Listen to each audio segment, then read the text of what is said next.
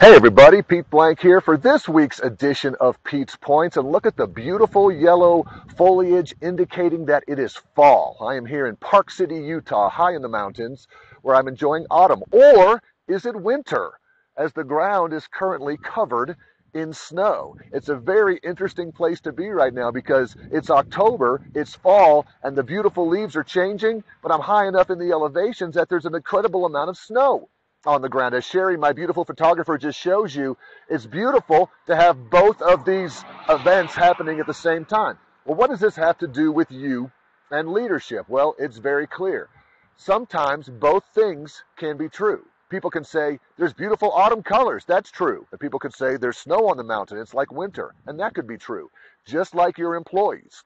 You could have an employee that some people say, he or she's not a good team player. And someone else says, they do great work. And so you stand back and you're trying to figure this out. Like, how can I have a poor performing employee from one point of view, and how can I have someone else say that they're doing a great job?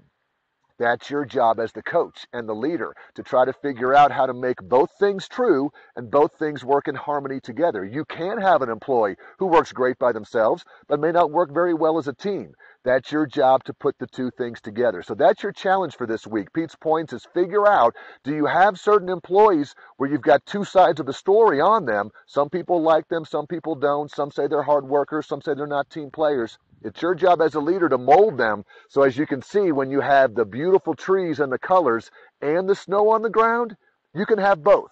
Both can be true, and both can make a beautiful outcome. So that's all from the top of Park City, Utah. I'll see you next time on Pete's Points.